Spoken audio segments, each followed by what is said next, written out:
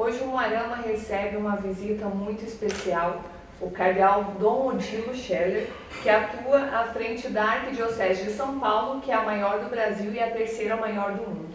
Dom Odilo, muito obrigado por nos receber. É um prazer estar em Moarama e é bom voltar ao Paraná de vez em quando. O cardeal está entre os nomes mais importantes da Igreja Católica, né? O senhor nasceu no Rio Grande do Sul, mas viveu parte da adolescência, da juventude e se formou padre na Diocese do Paraná, em especial ali, né, mais precisamente em Toledo. E hoje o senhor veio para participar de uma celebração, é isso? De fato, eu nasci no Rio Grande do Sul, mas muito cedo, com 12 anos de idade, eu vim ao Paraná, para onde se transferiu minha família, para Toledo, a região de Toledo. Depois crescendo, fiquei padre na Diocese de Toledo, onde trabalhei, e até que fui nomeado bispo auxiliar de São Paulo em 2002. E de 2002 estou em São Paulo. Hoje estou em Moarama para uma comemoração da igreja, mais precisamente do caminho neocatecumenal, que há 40 anos veio ao Brasil e iniciou aqui em Umuarama e também na Diocese de Toledo, em Palotina. E este ano, cardeal, se comemora o 48º Dia Mundial das Comunicações Sociais, né? E o Papa mandou uma mensagem com o tema Comunicação ao serviço de uma autêntica cultura do encontro. Essa cultura do encontro, né, que se fala muito aí da internet, não seria um pouco contraditório, porque a internet parece que aproxima as pessoas que estão longe, mas acaba afastando as que estão perto. Como que o senhor vê essa posição? Bem, é justamente esse ponto que o Papa quer focar ao colocar esse tema, que a comunicação através das novas mídias, de modo todo particular, que usam a internet, que elas realmente sirvam para promover o encontro e não para isolar ou afastar as pessoas. Elas têm um enorme potencial de promover o encontro. E, na medida em que fazem isso, promovem o encontro, elas estão realmente prestando um grande serviço à comunidade humana, às pessoas, às relações humanas, às relações sociais. O que, naturalmente, requer um uso sábio, seja da parte dos gestores, de promover aquilo que faz as pessoas se unirem, encontrarem, não chocarem, não promoverem aquilo que eventualmente afaste e leve ao ódio, à discriminação. Tudo isso também poderia ser promovido por estas modernas mídias e seria um desserviço. E o Papa chama a atenção para o serviço bom que as mídias podem prestar, que deve depender de nós. As mídias são instrumentais que podem ser usadas para o bem ou para o mal. Nós é que as fazemos tornarem-se serviços bons. E, portanto, promover o encontro de pessoas, a paz, a solidariedade, as causas boas, enfim, ajudar as pessoas a se encontrarem, a dialogarem, a solucionarem suas questões, enfim, a promoverem todas as causas que possam ajudar a promover o melhor o progresso da comunidade humana. Dom Odilo, ainda falando da questão da internet, a gente acompanha e percebe que o senhor também participa aí das redes sociais. O senhor acredita que essa é uma forma de se aproximar mais dos jovens, né, que vivem conectados? Certamente, sim. Eu faço muito pouco, mas um pouquinho sim. É uma forma, sim, de se aproximar, de entrar em contato. Porque existe uma realidade que as mídias hoje não são apenas instrumentos de comunicação.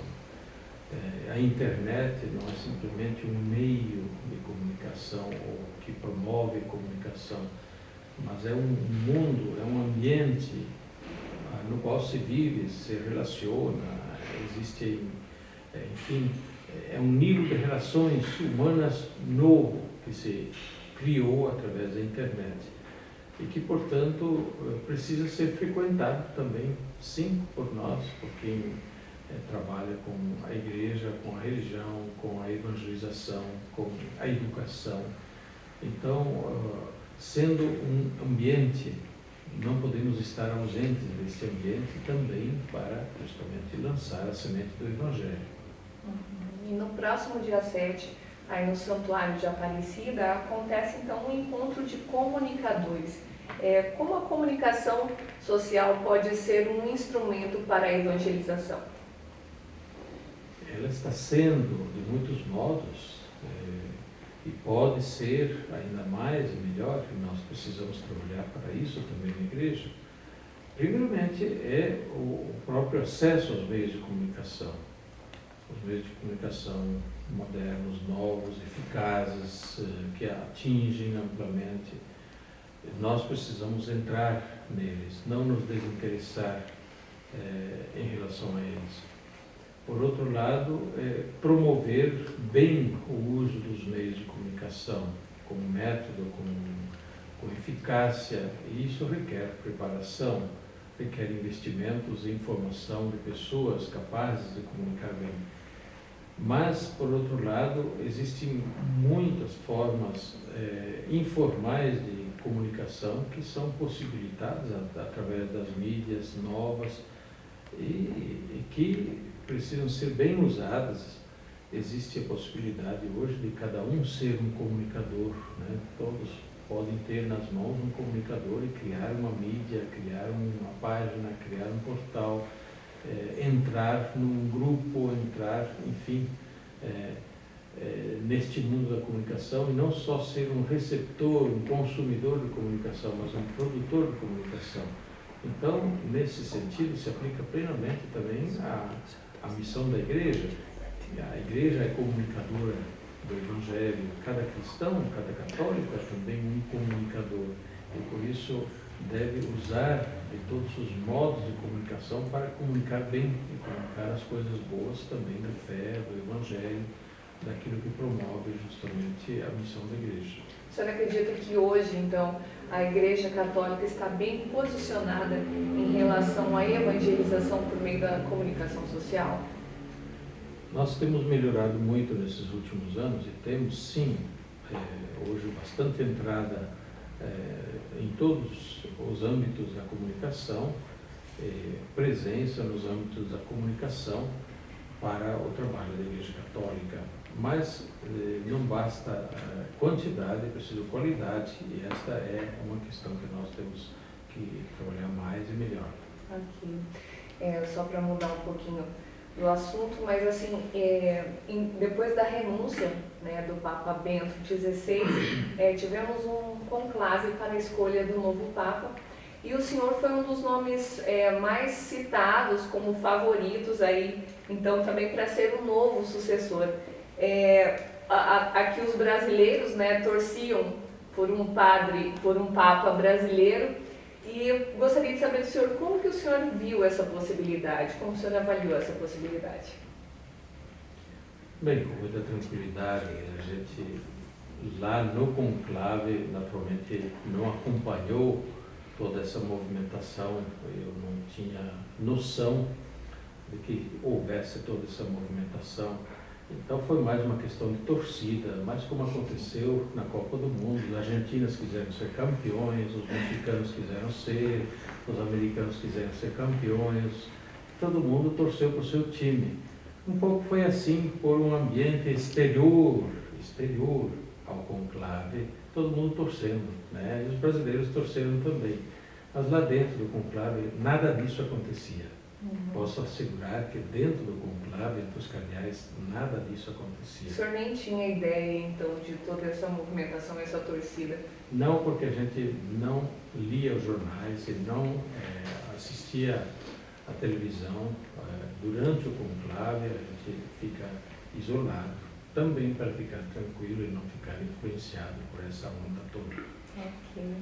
A mídia tratou a sua postura como uma postura conservadora.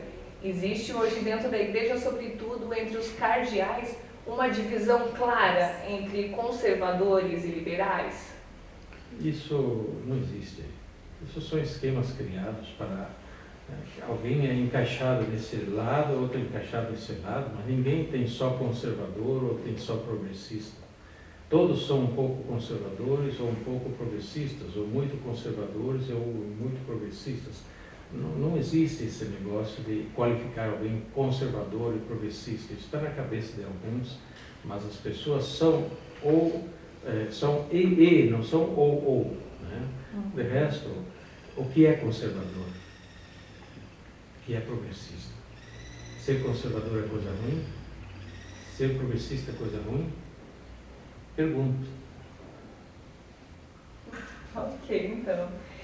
O Papa Francisco, desde que ele foi eleito Papa, ele tem se mostrado numa postura assim, muito popular, né? Até a última notícia que tivemos dele é que ele tinha ido almoçar junto com os funcionários da Santa Fé. Como o senhor enxerga essas e tantas outras posturas que o Santo Padre tem adotado aí, que demonstra humildade e simplicidade? É uma forma de se aproximar mais do povo?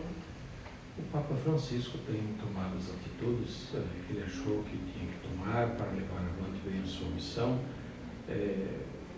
Não é o primeiro que o faz, né? Tantos papas fizeram o que ele está fazendo. É bom que hoje se veja que o Papa faz isso, né? E o Papa Francisco está tentando justamente desta forma mostrar a imagem da Igreja e de quem serve a Igreja, que está próximo das pessoas, que está próximo daqueles que mais precisam, mais sofrem, e ajudando todos na Igreja a terem essa mesma postura. O Papa está realizando o seu trabalho, chamando exatamente toda a Igreja, todos os católicos a seguir por esse caminho. O senhor acredita que esse tipo de postura possa renovar a Igreja? Claro, se todos fizerem, isso renova a Igreja. Né? A questão é criar uma profunda motivação para que todos possam realmente seguir por aqui, porque esta é a atitude recomendada desde o início por Jesus no Evangelho. E é o desafio constante que nós nos orientemos por essa postura entre os cristãos, que nós não nos afastemos daquilo que foi recomendado por Jesus no Evangelho. E o Papa tem a missão de confirmar a Igreja, confirmar os católicos, confirmar os cristãos na fé.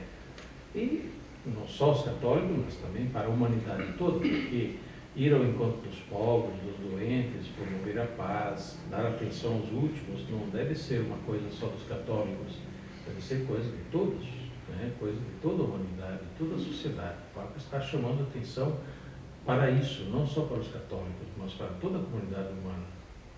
E falando então dessa força, dessa renovação da Igreja, né? Só lembrando que no ano passado o Brasil foi sede da Jornada Mundial da Juventude. Como o senhor avalia o evento? Foi um grande momento.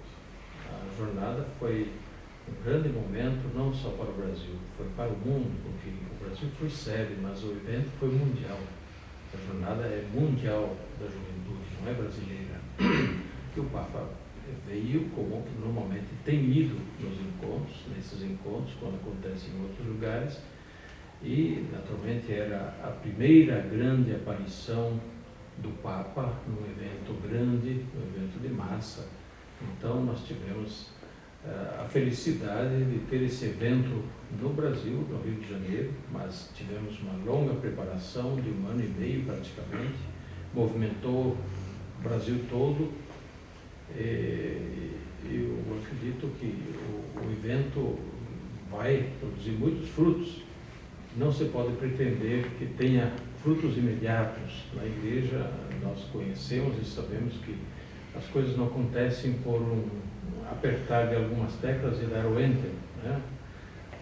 Na Igreja as coisas apelam ao coração, apelam à consciência, né? O próprio Papa, na Jornada Mundial da Juventude, usou a imagem do Evangelho, dizendo aos jovens: vocês são o campo de Deus. Estamos semeando, portanto, no campo de Deus. O fruto vem com o passar do tempo, na medida em que houver essa dupla participação, né, do campo, isto é, nossa, e, naturalmente, da graça de Deus. A graça de Deus não falta, o campo pode ser bom ou menos bom. Ok, então eu digo, então, só para encerrar, como o senhor vê quais são os novos desafios da igreja daqui para frente? Os novos desafios são os velhos desafios. São os mesmos desde o começo. Anunciar o Evangelho a toda criatura.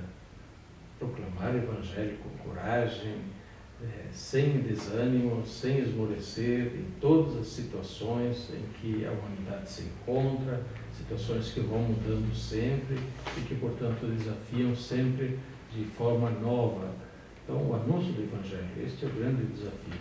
E para isso, a firmeza na fé dos cristãos, dos católicos, este é o segundo grande desafio, que não desanimemos, que não desconfiemos da ineficácia da ação evangelizadora, mas que confiemos exatamente na semeadura, né?